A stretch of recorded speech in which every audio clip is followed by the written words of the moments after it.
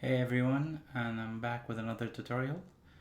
What I'm gonna do with this picture I shot in Banff National Park. This is at Two Jack Lake. It was around sunset, and first thing I'm gonna do is I'm gonna work on the white balance, make it warmer. And I'm gonna edit this in Lightroom, and I'm gonna use onone effects, onone effects 10 to kind of finish it off with a few filters.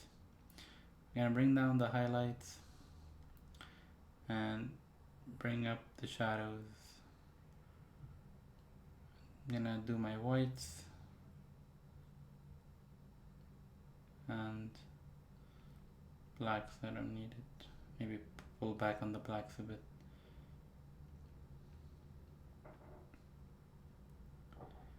Okay, and I'm gonna do a bit of vibrance, a bit of saturation.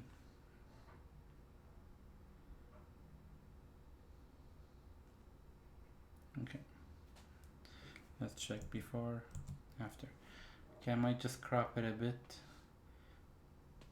because this rock here was bugging me.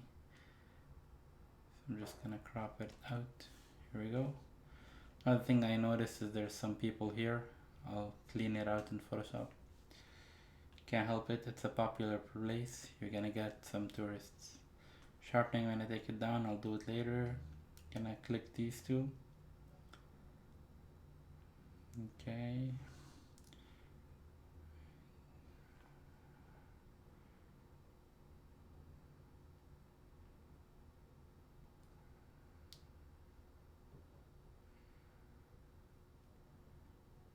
Alright, I'm pretty happy with that. From here, I'm gonna go into edit in Photoshop.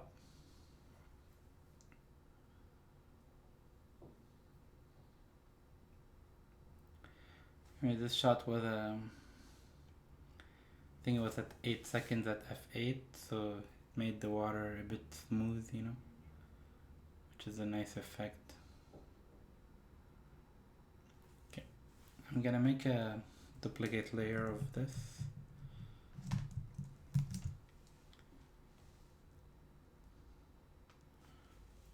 Go to layer,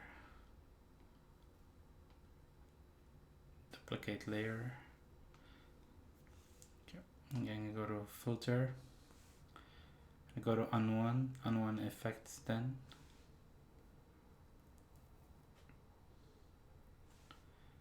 Just gonna bring it into onone.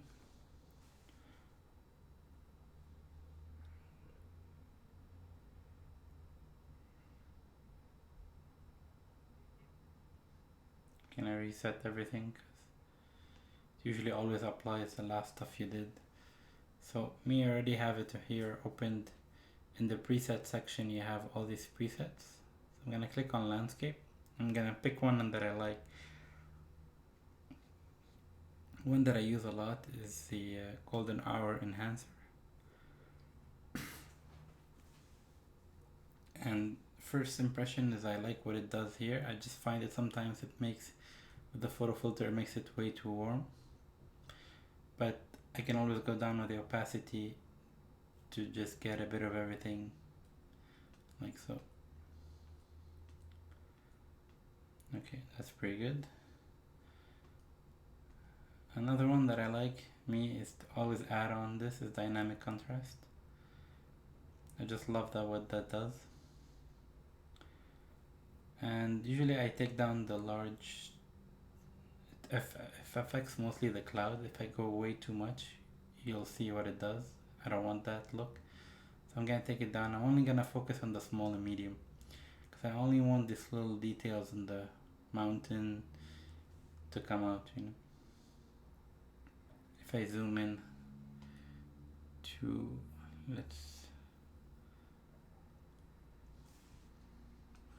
just takes the time to load.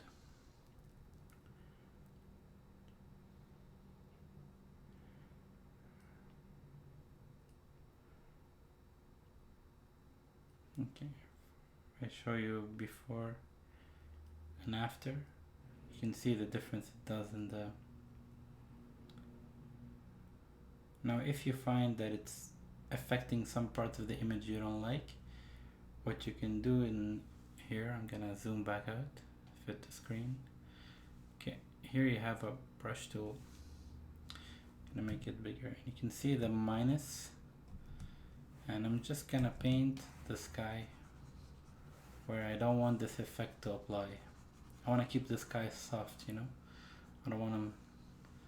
Now, as I get it close to the mountain, it's, you know, it's a bit challenging. But what I can do here is you can select here. Oops.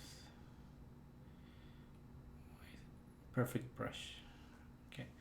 And what that does is I'm gonna put view, show mask. Okay, now you can see where I painted. Now if I go with the perfect brush and I just come here on the edges and I just paint along the edges, it really doesn't even touch. Sometimes if you go too far, you can click Alt and it switches to the plus sign and it erases what if you went in too much, like here. It's not perfect, but it does a pretty good job of, like here. We'll keep going along the edges. A little bit there. Even if I come out a little bit, it does a really good job. Also, what I'm gonna use this for the water here, because I want to keep the water really smooth. So I'm just gonna paint in where the line of the horizon with the lake. I shot this at 8 seconds to make the water smooth. So I want to keep that. I don't want to lose that, you know. Just come here around the rocks. I want detail in the rocks to stay. So I just don't want the water to get sharp. Okay, the rocks. I mean, this is really amazing how it can just. I love the perfect brush tool.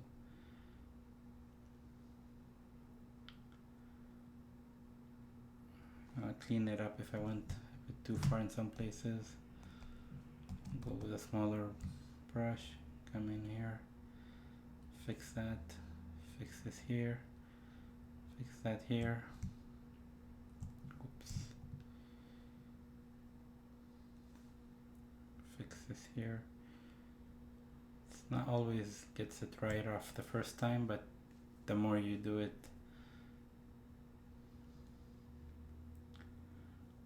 alright. Now what I can do is I'm gonna turn off the perfect brush.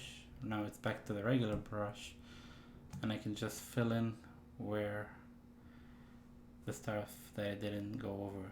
So I just, when I do the show the mask, it just shows me where I'm not applying this. Go smaller, come in here. Oops.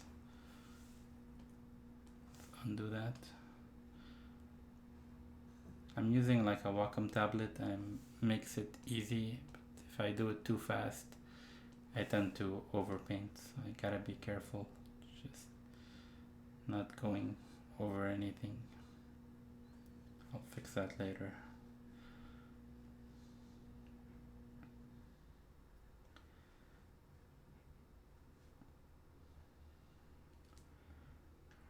Alright, do this part here too.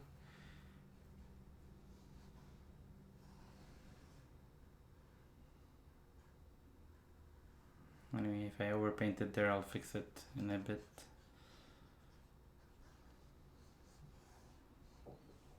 Alright, I'm gonna turn back on the perfect brush, and I'm gonna come in here a bit smaller, click Alt.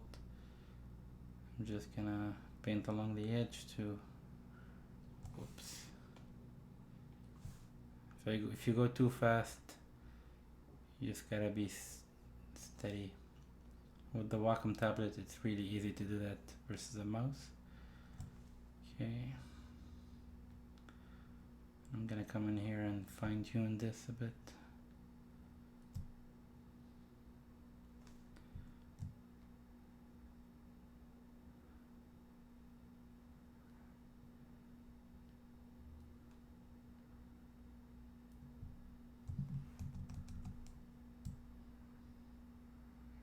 Here we go. A couple of tries and you'll get it. Okay. Maybe just go here a bit. Alrighty.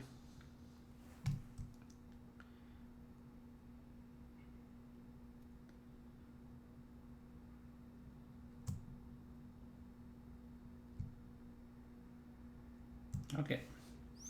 So we can see now I'm gonna go back here and oops, I forgot this part here. Paint that in.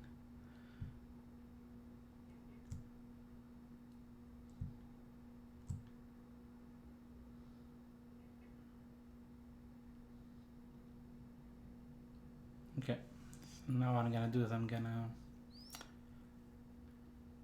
move perfect brush,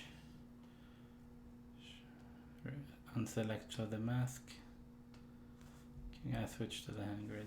Okay, now if I click before, after, it's only affecting the mountain and the trees, and I can still adjust it a little bit to where I like. I don't want to go too much. You can always go down on each one of these and change the opacity, or you can do overall opacity and change on everything underneath. Alright, so I'm happy with that. Last thing I'm gonna do is I'm gonna add a vignette. Since I'm here, I like the vignette here. And I'm gonna select vignette, and in here I'm gonna select big softy. You can see it's way too much. So I usually come down maybe like 50% and just do that. Check before, after. Okay, happy with that. If I check before what you started with, what we ended up with, so I'm gonna click save.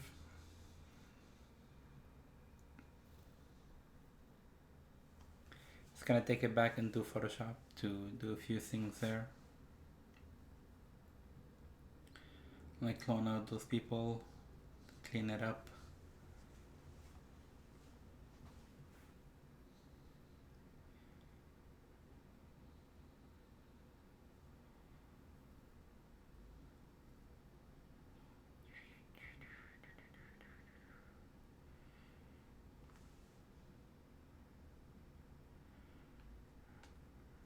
Okay, then we did another layer on Photoshop, so it's gonna apply it on another layer. And you can always see before, after as well, what that did. It's a major difference what it did here and in the mountain and the rocks. But you see it didn't affect much the water except for just the color. Okay, next thing I'm gonna do a hue and saturation layer, and I'm gonna click this target tool, and I just want to boost the greens a bit here.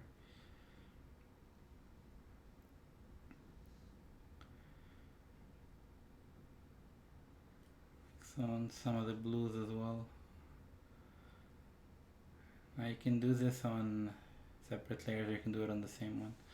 Check before, after. Okay, I like that. And I'm gonna make a new layer of everything we did underneath.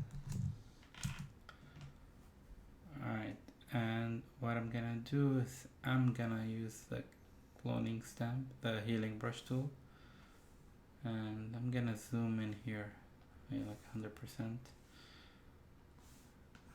Drag here. People having a picnic. Right, select the healing brush tool. Usually that does a good job.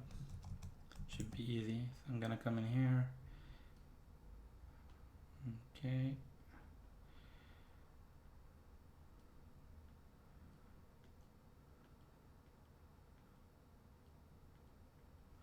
Alright, person gone. One down.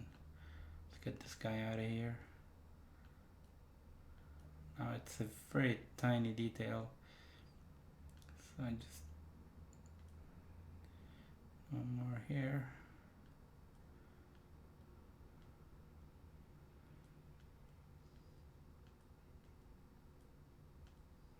I always have it selected on content to work. It just kind of samples the area around. Alright, let's just check if there's, this happens to be a campsite here, so people are gonna be, they're always gonna find people in your shot. At the same time, I'm gonna do a quick scan of the sky, make sure I don't have any sensor spots. Make sure clean that up.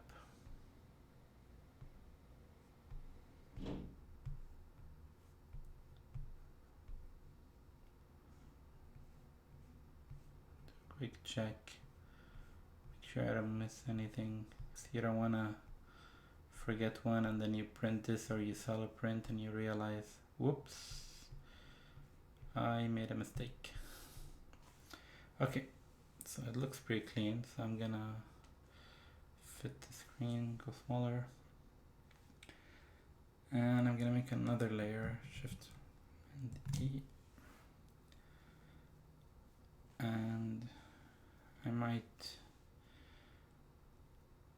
actually I'm gonna make a new layer, and I'm gonna go to soft light, and I have a bit of bright spot here that I don't like, so I'm gonna select the brush tool, and I'm gonna sample a color like here. I'm gonna select my brush tool, low opacity, I'm gonna go smaller on the brush. I just want to paint in over here. The reason I do a low opacity is so I can keep going back on it, and it's not a crazy change, just a subtle. I can always click Alt and sample again. Just paint in. Keep doing it till, let's just check before.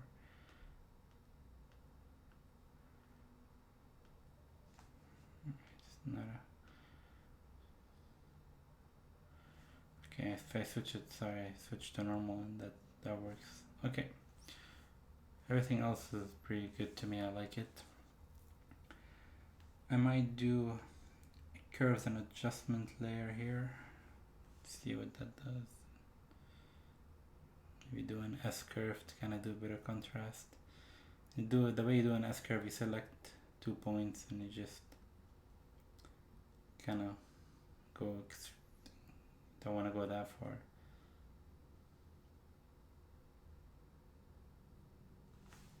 Check before, after. I find it a bit too much, so I'm just gonna do 75. Here we go, before, after. Okay, I like that. Okay, and next thing I'm gonna do is I'm gonna make a new layer, and I'm gonna apply sharpening. I'm gonna do filter, other, high pass, and for landscapes I always keep it at 3 pixels. It's always at, click OK. Obviously that's not it, so I'm gonna switch to soft light, or you can also do overlay. I find soft light is a bit softer on the focus, and let's just zoom in 100% here. Oops. Let's do 100%. If I show before, after, it does give it a bit of contrast, but not too crazy, you know. I'm gonna click overlay, show you the difference. Overlay is a bit more strong, but sometimes it does a halo around the mountain and I don't like it. Soft light, it's a bit more soft all around. So okay, I'm gonna fit on screen, and I think I'm pretty happy with that. The last thing I'm gonna do is I'm gonna maybe just do, I'm gonna delete that because I like to do the sharpening at the end. I'm gonna make a new layer, and I also click soft light, and I'm gonna switch to reset this, switch to white, select my brush, it's low opacity, I'm just gonna come in here and paint a bit on these rocks with the white, just to kind of make it a bit brighter. Maybe a little bit here.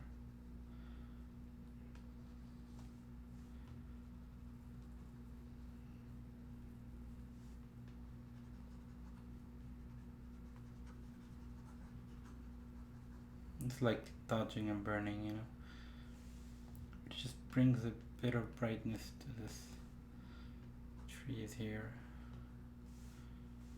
You can even go on the mountain a bit.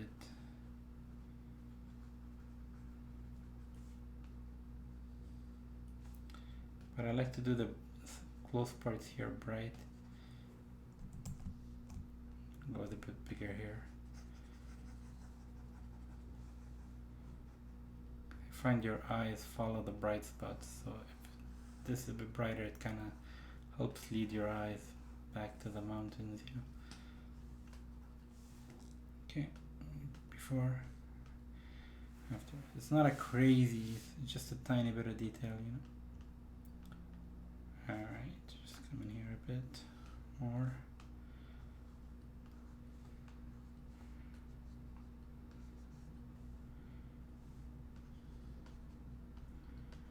Alrighty.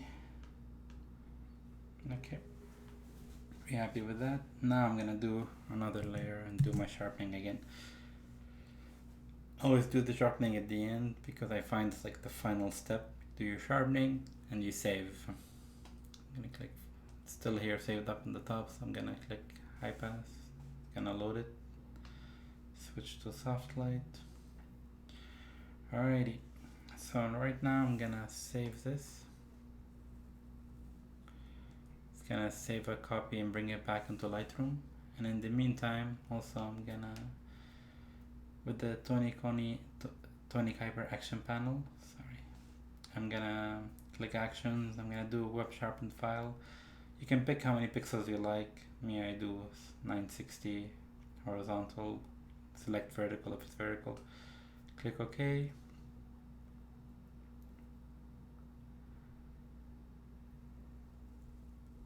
It gives me a web sharpened file ready for web. And it opens it in a new file on its own, so you can save that here and use it. It's gonna take a while for that to load because it's a big file I'm saving.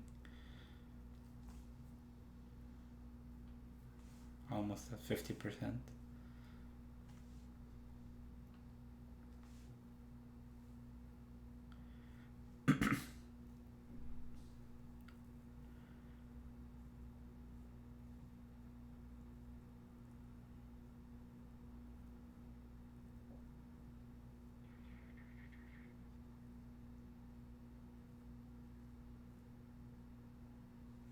Almost.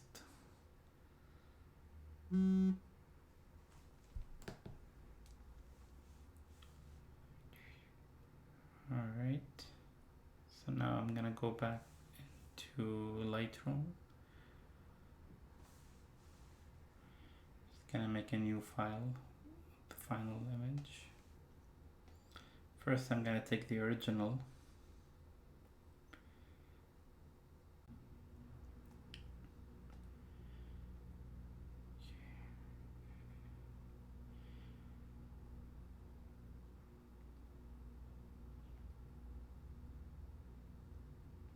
Okay, that's the original. I'm gonna reset it to the, so this is what we began with. Not much, it looks a bit boring, and this is what we ended up with. Much better. Alright, thank you guys, and hope you can subscribe to my channel or watch my other videos that I have. Thank you.